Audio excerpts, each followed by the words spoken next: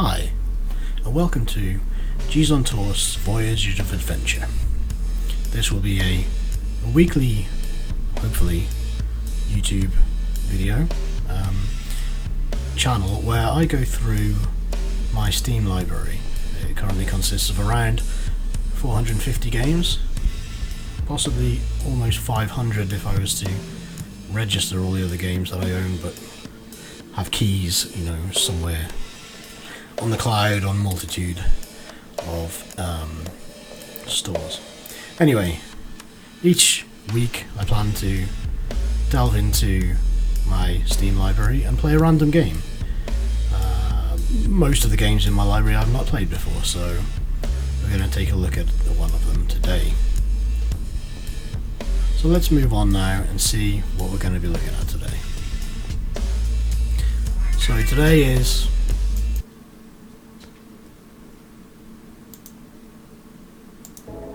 Rimworld. Now then, this is a game that I've been playing just over the last couple of days, and I've very much enjoyed it. It plays a little bit like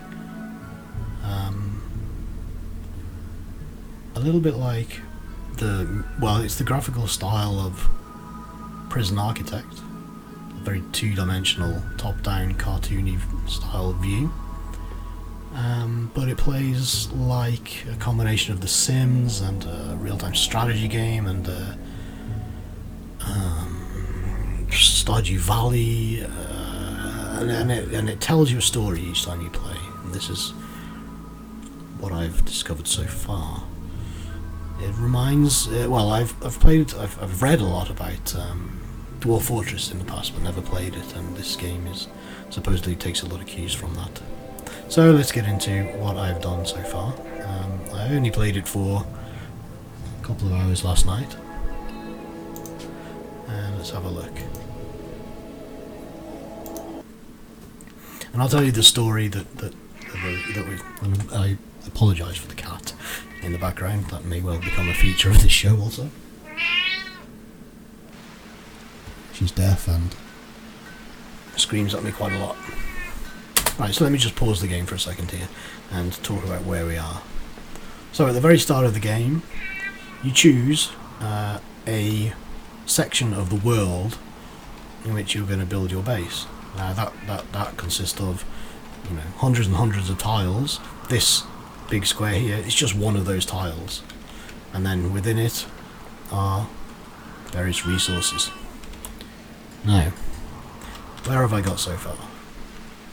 So the story of my base so far is these guys landed and started from nothing.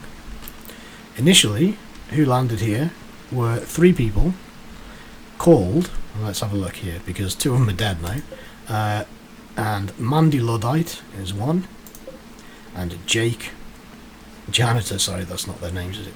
Jake, who was a janitor, and Mandy, who was a Luddite. They're both dead now, and the reason they're dead is because they went off on a scavenging mission early on to gather steel from a abode found way up here, look, and you can still see the remnants of that building. And what happened was they were hacking down the walls to collect the steel, and the roof fell in on them and crushed them both, and so therefore they are dead. Now the third guy who landed on the planet with them, I believe his name was Nate, and he was left alone in this in our base, which I'll talk about in a second here. So Nate was left alone here, and then eventually Kat appeared. Now Kat is this girl here. She's only 16. She initially appeared completely naked, having escaped from some bandits to the east. She came running onto my map and joined the colony, naked and afraid, and she is a empath. Now we can have a little bit more look into Kat as a character. If we click on the character thing here, then mouse over this, we get a full life story of her. So, as a child, Kat suffered from a rare disease. Quarantined in a research hospital, she had minimal human contact and had little physical exercise. In the sterile hospital environment, however, she became very familiar with science and medicine. Kat had an amazing ability to relate to others and mediate conflict. She was selected to train as an empath. The training intensified her natural abilities, but she became unable to harm others. Now, this is important because this means that she can't arm herself with any weapons. So you can't give her a gun to defend herself with. And that is relevant because when the time came, there was just Kat and Nate here. And basically, we were raided by some more bandits, and they came along and they shot Nate. Kat could do nothing to prevent it. They decapacitated him. It didn't kill him, but they just knocked him out basically, and were able to pick him up and carry him off. Kidnapped him, and that was the last I saw of Nate. And therefore, Kat was left here alone to fend for herself with this base, which has grown slightly since, but let's talk about the base now. Now then, what we have here is, I've got it split up into 3 rooms currently. And so what we have is a refrigerated room where all the potatoes are being stored. Now the potatoes are being grown in these 3 fields here. That there is the bones of a wild boar. And the funny story about the wild boar is, if we look at Kat and we look at her health, you'll see that she has her right eye torn out. Now, that right eye was torn out by that wild boar. Anyway, that's beside the point. So the fields of potatoes, and Kat herself tended to this whole base, planting and gathering these potatoes to feed herself with, and generally maintaining the base until, well, let's just finish talking about the base. So we also have a solar panel generator to provide electricity. You have a cooker, so the potatoes can be converted into proper meals. I've decided this base will be a vegan base, so I'm not harvesting any animals or meat or anything like that. We are basically sustaining ourselves only on potatoes. So, not too long after Kat had survived here for maybe a week or 2 on her own, along came Mitch. Now Mitch, as you can see here, is a bit of a chunky punk. He's a big fella with a spiky haircut, and he is a sniper, so he's obviously very talented with guns. So that makes a nice little combination. So you've got Kat, the teenager, empath, kind of crazy, kooky person, and Mitch, who is here to now protect her. So the 2 of them lived together for another week or 2, and they got into a routine where Kat, using her intelligence, manned the research station here to try and learn more things that we can craft and build, while Mitch cracked on with all the farming, gathering potatoes and cooking. That is almost as far as we got, until very late last night Dimitri appeared. Now Dimitri, I don't know too much about him because he literally just appeared just before I stopped playing last night. So Dimitri here, let's have a look at him. Oh, let's just look at Mitch's backstory as well, shall we? So Mitch grew up on a backwater planet with minimal education. He had to hunt and grow food to survive. That makes sense why he took so kindly to the potato growing and cooking earlier. His family's home was frequently raided for food by scavengers. This made Mitch very suspicious and slow to trust anyone he doesn't know. When he became an adult, Mitch didn't know why he joined the military, but he stayed to protect his fellow soldiers. Army life broke him down to build him back up. He taught him marksmanship, hand-to-hand combat, and how to patch a bullet wound in a hurry. So that's Mitch. So Mitch and Kat, they make a nice couple. Although I don't know if there's any romance involved. I am not aware of that. Now, it must be said as well that this is an earlier version of of Rimworld from, I believe, 3 or 4 years ago. So I think there could be a lot more in it nowadays around relationships and all that kind of thing. Maybe it's just not in this early version. Terribly sorry about the cat. She is very insistent. Now, let's just have a little look at Dimitri. Dimitri, childhood. Dimitri was a minor noble in an old kingdom on a medieval world. He grew up in a manor made of stone, served by bowing lower class men. Such a life teaches no technical skills and instills a lifelong aversion to manual labour, but Dimitri learned early the ways of social manipulation.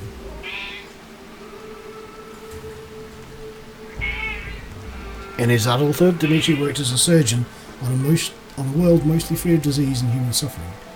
His job mostly involved elaborate and creative cosmetic surgeries. He has a good understanding of human biology, but never had to remove a cancer or a bullet. And he's age 66. That was the other thing I didn't mention, was the ages. So he's 66. Mitch is 26, I think, wasn't he? Age 26, yes. And Kat, as I said earlier, was only 16. And there's a dog, which is part of the homestead or farmstead here that we have running. Now, what else should we mention here before I unpause the game? Well, you get to assign different areas for different things. So I've assigned this room a stockpile zone to hold food and body parts if needed, but it's just going to be it's a cold room basically. You can see if I mouse over it, you can see in the bottom right corner of the screen here it says outdoors 33 degrees. If I mouse over this room it's only 11, and that's due to having this air conditioning unit here basically. So that's like a giant walk-in fridge. This is like the main habitable room with the beds, the cooker, the comms console, which I'll talk about in a little bit. And then various stockpile areas outside the base. So this area here is used for like wood and stone and this kind of thing. And this area here is also used mostly for stone.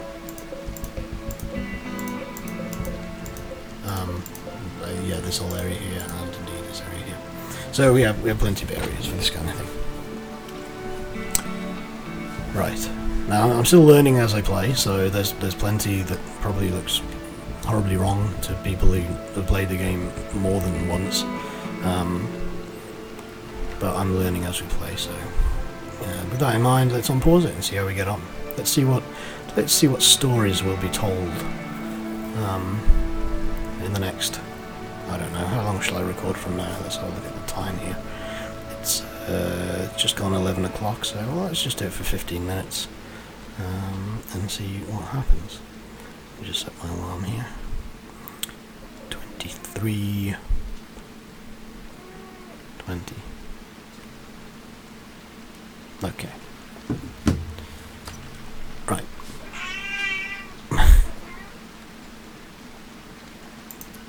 Okay, game on paused.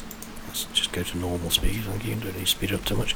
So Kat's getting on the cooking straight away, getting a few more meals prepared with the potatoes. Dimitri, although he never actually met either Mandy or Jake, is visiting their grave here.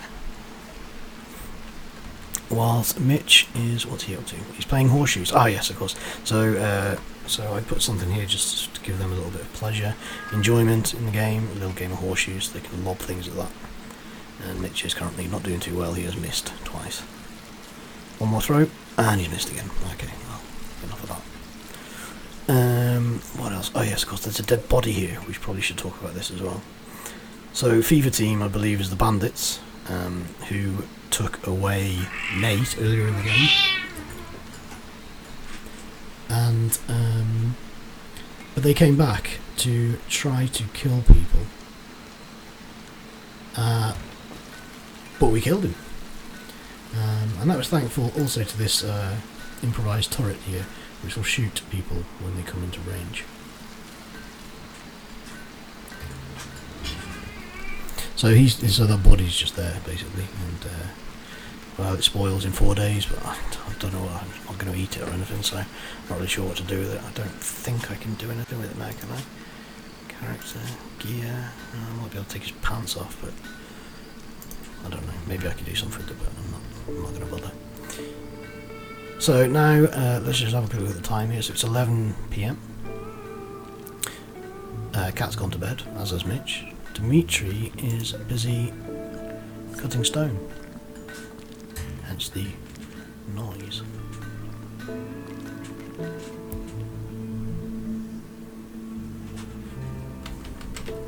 And he's stockpiling the stone over here. I'm hoping I'm going to be able to learn how to build walls and stuff with these bricks eventually. All I've managed to do so far is all of this is all made with steel, which I've collected from various places, except this room, which is made of sandstone wall, and that's simply because I found this room like this. A little bit like, you know, over here, for example, there's a room here that's made of limestone. So after I first landed, I came and built my base around this building here, basically. Now, as I look around the map, I've just spotted this here. Now here is some steel. If it's got a little red cross, I can pick it up, but no one will currently. So if I set that to that, then someone out of Cat, Mitch, and Dimitri will go and collect it eventually. So this is the other thing to note about the game, is it's all AI controlled. So I don't control any of these characters directly. They just do their own thing. This is why it's vaguely similar to The Sims, I think, in a way, because yeah, you can't directly control these people. Well, actually, I tell a lie. You can, but only to pick up a gun and shoot someone if raiders appear. That's the only time. Otherwise, it's all AI driven. But you can influence what they do by, as I just did then, sort of making that steel allowed to pick up, so someone should go and collect it eventually. And you can control the AI using this rather complicated graph. It's not too complex once you understand it, but basically each person will look at. Okay, so let's take Cat first.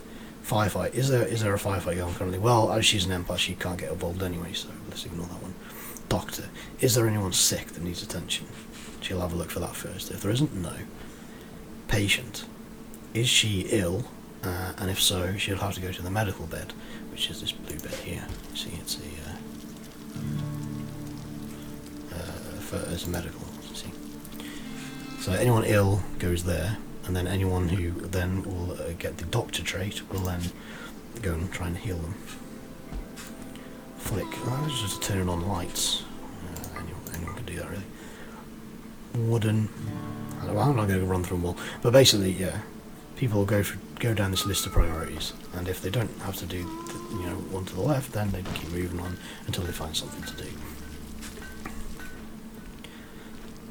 So, usually Cat is doing a lot of the cooking.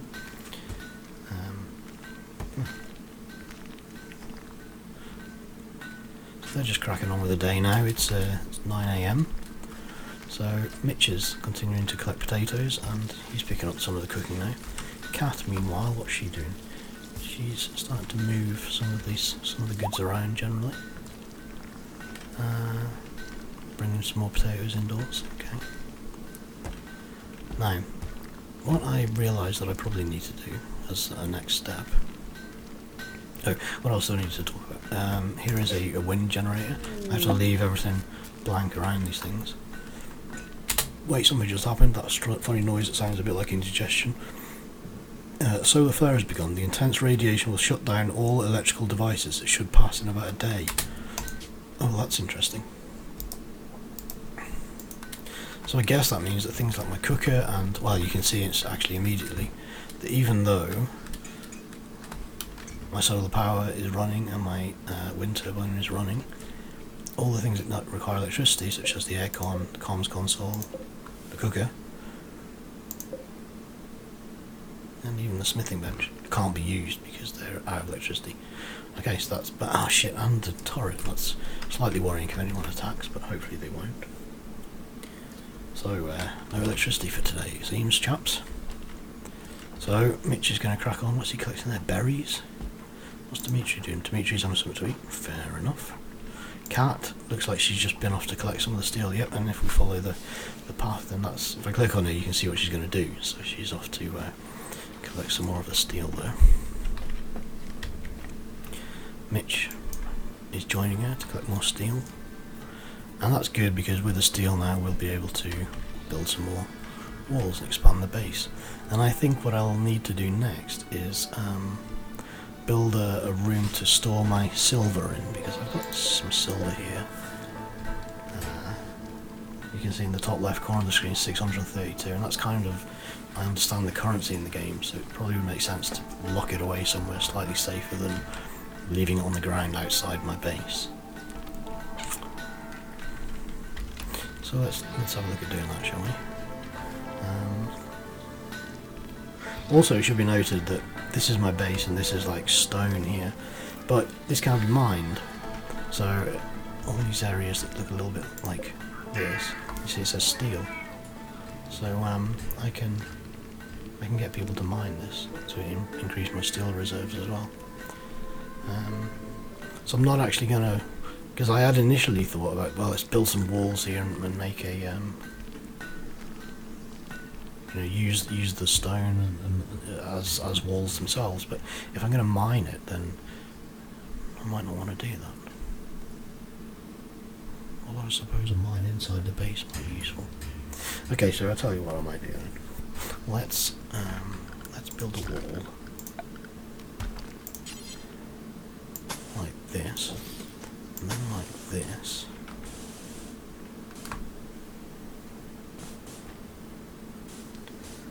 How much steel is that going to use? I don't know.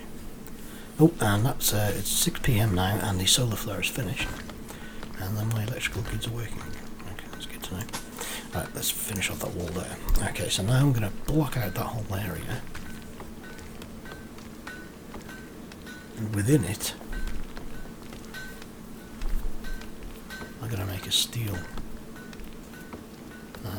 section. See Mitch there getting to work.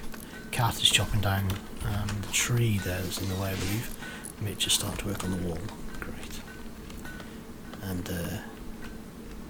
where's Dimitri gone? Oh, he's there. Look, he's still working. Of course, yeah, he's still working on the old chopping up the stone. Okay.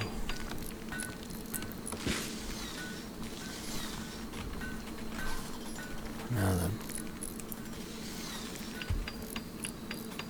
what I want to do is have somewhere to keep all that silver.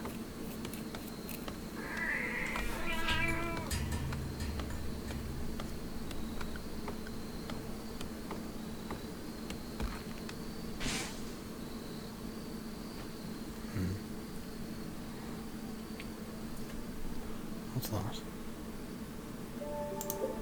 Don't know why that's flashing there. Slightly damaged maybe. And there. Started to degrade slightly perhaps, not sure. Anyway, so it's night time now, so it's 11 PM. There's rabbits falling asleep in my potato fields. It's lovely. And everyone's gone back to bed now, Cat and Mitch. Dimitri is still burning the midnight oil, cracking on with his building his granite chunks. Look at this, all these blocks that he's building. Hopefully they'll be useful eventually, but I don't think I can use them currently, because if I try to build a wall, the only structure I can build is a steel wall. I don't seem to have the ability to build anything else. I presume I'll have to unlock those afterwards.